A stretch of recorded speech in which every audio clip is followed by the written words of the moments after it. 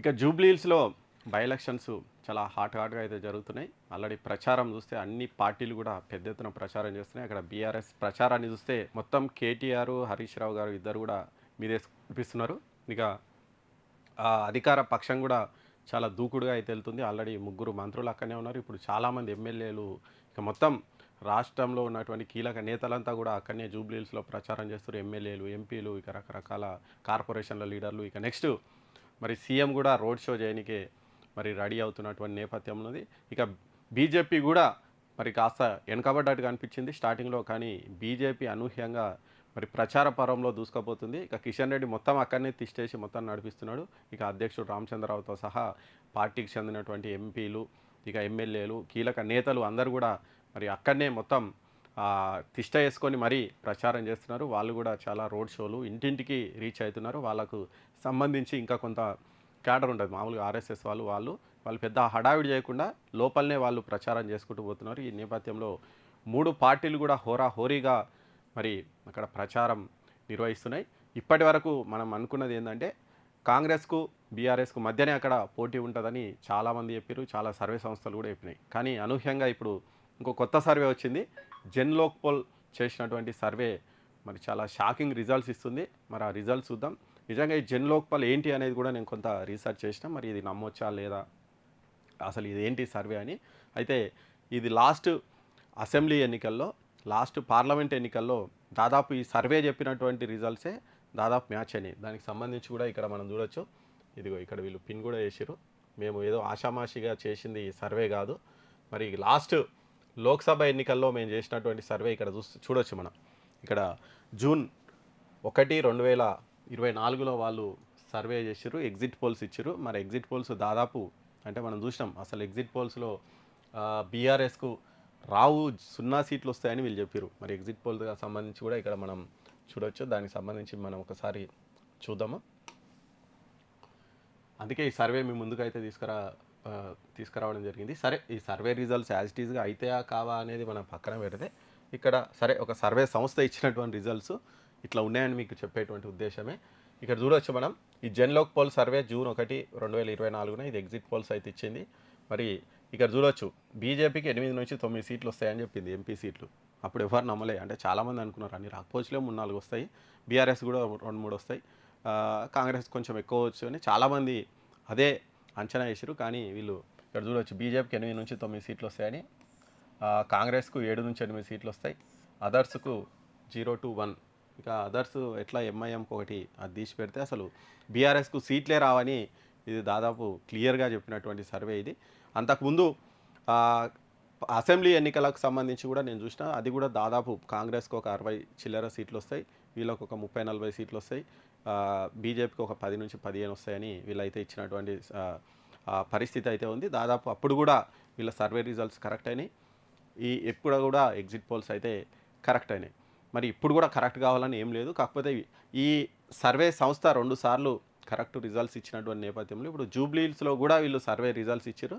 అవి అయితే నన్ను కొంచెం ఒక షాక్కు గురి చేసినాయి. నిజంగా మరి అంత ఉందా అని అనిపించింది. సరే, వాళ్ళు ఇచ్చినటువంటి సర్వే రిపోర్ట్ ఏందనేది ఒకసారి చూద్దాం. ఈ జూబ్లీ హిల్స్కి సంబంధించి ఈ జెన్లోక్పోల్ వాళ్ళు జస్ట్ ఒక 2-3 డేస్ బ్యాక్ ఇచ్చినటువంటి సర్వే రిపోర్టు.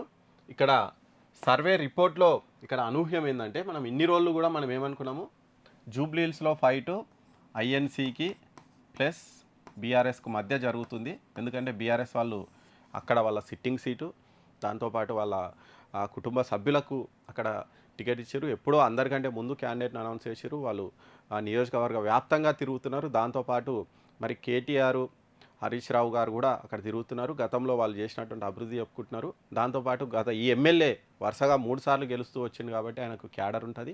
ఇవన్నీ కూడా బీఆర్ఎస్కు ప్లస్ పాయింట్స్ ఉన్నాయి కాబట్టి మరి కాంగ్రెస్ లేట్గా అభ్యర్థిని ప్రకటించిన అధికారంలో ఉంది, ప్లస్ ఎంఐఎం సపోర్ట్ ఉంది కాబట్టి మరి కాంగ్రెస్కు బీఆర్ఎస్కు మధ్యనే కీ ఫైట్ ఉండొచ్చు. బీజేపీ పెద్ద సోదిలో ఉండకపోవచ్చు అని అందరూ అంచనా వేసుకున్నారు.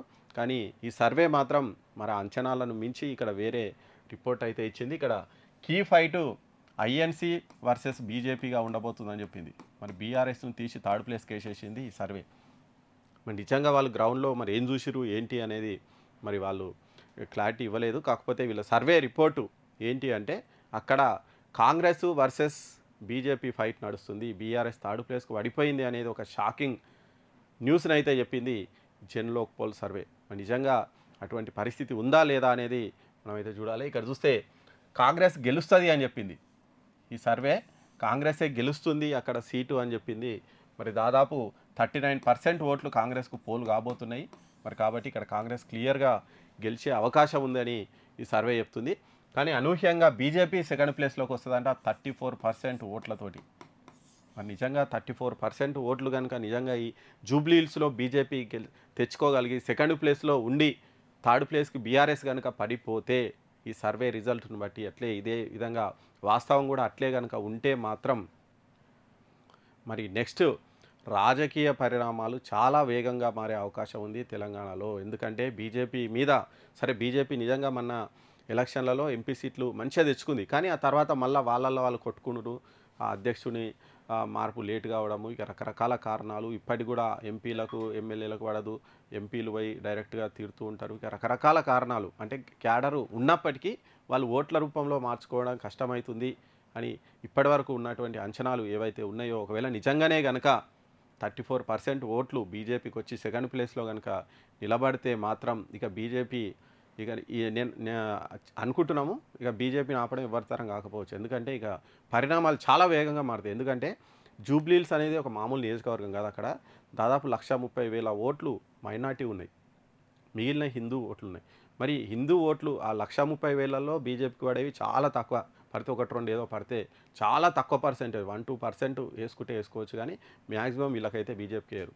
అలాంటి పరిస్థితుల్లో కూడా వీళ్ళు 34% ఓట్ షేర్ కనుక సాధించగలిగితే మాత్రం మరి రానున్న తెలంగాణ రాజకీయ ముఖ చిత్రం సంపూర్ణంగా మారిపోయే అవకాశం ఉంది. ఇక బీజేపీ దూకుడు ఇక మామూలుగా అయితే ఉండకపోవచ్చు. నిజంగానే సెకండ్ ప్లేస్లో వస్తే నెక్స్ట్ జిహెచ్ఎంసీ ఎలక్షన్లలో మరి జిహెచ్ఎంసీలో పైన జెండా ఎగిరేయనికనే బీజేపీ ట్రై చేసే అవకాశం ఉంది. మరి ఇవన్నీ కూడా చాలా అనూహ్య పరిణామాలు జరగవచ్చు మరి సర్వే రిజల్ట్స్ కనుక నిజంగానే నిజమైతే. మరి దాంతోపాటు బీఆర్ఎస్ పరిస్థితి కూడా చాలా ఘోరమైనటువంటి పరిస్థితి ఉండొచ్చు. ఎందుకంటే ఇక ఒకవేళ హోరీ పోరాడి కొంచెం ఓట్లతో ఓడిపోతే వాళ్ళకు కొంచెం ఓకే సాటిస్ఫాక్షన్ ఉంటుంది. ఒకవేళ బీఆర్ఎస్ గెలిస్తే ఇక కాంగ్రెస్ గవర్నమెంట్ మీద మామూలు అటాక్గా మొదలుపెట్టారు. చాలా ఫుల్ ఫైర్ మీద మన కేటీఆర్, హరీష్ రావు, కేసీఆర్ కూడా వచ్చి ఇక ఫైర్ బీభత్సంగా అటాక్ మొదలుపెట్టేటువంటి అవకాశం ఉంది. కానీ ఇక్కడ హోరీ పోటు కాదు, మరి థర్డ్ ప్లేస్కు పడిపోబోతుందా బీఆర్ఎస్ అని మరి సర్వే రిజల్ట్ చెప్తుంది. మరి ఒకవేళ నిజంగా ఇది కనుక నిజమైతే మాత్రం మరి బీఆర్ఎస్ పరిస్థితి చాలా ఘోరంగా మారేటువంటి అవకాశం ఉంది. ఇక లేవలేకపోవచ్చు. ఎందుకంటే ఇప్పటికే వాళ్ళ ఇంటి పోరు ఇక రకరకాల సమస్యలతోటి ఇక ఆల్రెడీ ఎమ్మెల్యేలు 10 మంది పార్టీ మారిరు. ఇప్పుడు ఇవే రిజల్ట్స్ వస్తే ఇంకో 10 మంది దుంకొచ్చు.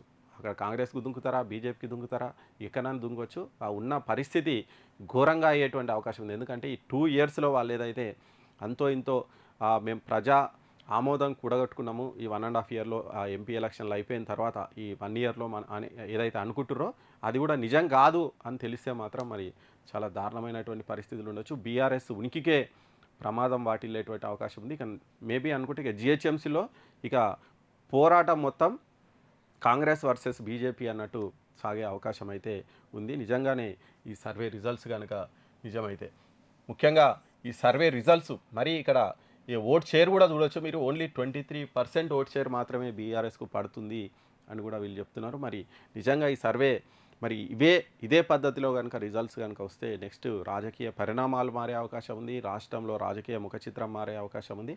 ఇక ఇన్ని రోజులు మరి కాంగ్రెస్ పార్టీ బీఆర్ఎస్ని టార్గెట్ చేసింది. ఇక బీఆర్ఎస్ని వదిలేసి నెక్స్ట్ వాళ్ళు బీజేపీని టార్గెట్ చేసేటువంటి అవకాశం ఉంది. మరి ఎక్కడైనా సరే పోరాటం కాంగ్రెస్ వర్సెస్ బీజేపీ ఉంటే బీజేపీకి చాలా ఎడ్జు. ఎందుకంటే వాళ్ళు తెలిసిన శత్రువులు, వాళ్ళని ఎట్లా కొట్టాలనో బీజేపీలకు తెలుసు.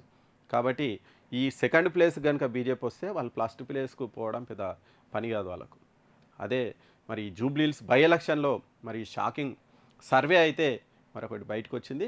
మరి ఇదేదో ఆశావాసి సర్వే సంస్థ కాదు, గతంలో కూడా చాలా సర్వేలు చేసింది. అవి దాదాపు కరెక్ట్ అయినటువంటి సిచ్యువేషన్లో మరి జూబ్లీహిల్స్ సర్వే మరి జెన్లోక్ పోల్ చేసినటువంటి సర్వే ఎంతవరకు నిజమవుతుంది ఏంటి అనేది మనం చూడాలి. ఎందుకంటే ఆల్రెడీ జూబ్లీహిల్స్లో గ్రౌండ్లో తిరిగేటువంటి టీమ్స్ చాలామంది ఓకే అధికార పార్టీకి కొంచెం ఎడ్జ్ ఉండొచ్చు, కానీ బీఆర్ఎస్ చాలా టైట్ ఫైట్ ఇస్తుందని చాలామంది చెప్తున్నారు. కానీ అనూహ్యంగా ఈ సర్వే రిజల్ట్స్ మాత్రం చాలా వేరే ఉంది.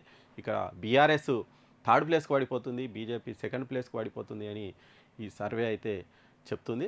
మరి చూడాలి నిజంగా ఈ సర్వే నిజమవుతుందా లేదా అనేది పక్కన పెడితే, మరి గతంలో అంతో ఇంతో క్రెడిబిలిటీ ఉన్నటువంటి సంస్థ ఇచ్చినటువంటి సర్వే కాబట్టే మా ప్రేక్షకుల ముందుకు తీసుకురానికి అయితే ట్రై చేసినా. మరి ఈ సర్వే రిజల్ట్స్ ఎట్లా ఉంటుంది ఏంటి చూడాలి. ఎందుకంటే ఎలక్షన్లు అయిపోయిన తర్వాత మళ్ళీ ఎగ్జిట్ పోల్స్ వస్తాయి, అప్పుడు మనం ఖచ్చితంగా చూద్దాం. ఆ లోపల ఇంకేమైనా సర్వేలు వస్తే కూడా చూద్దాం. ఎందుకంటే నిన్న మన చాలా కొన్ని సర్వే సంస్థలు బీఆర్ఎస్ గెలుస్తుందని వాళ్ళు కూడా పెట్టుకున్నారు, చాలా వాళ్ళ పేపర్లో వేసుకున్నటువంటి పరిస్థితి. కాంగ్రెస్ వాళ్ళు కూడా కాంగ్రెసే గెలుస్తుందని వాళ్ళు వేసుకున్నటువంటి పరిస్థితి ఉంది.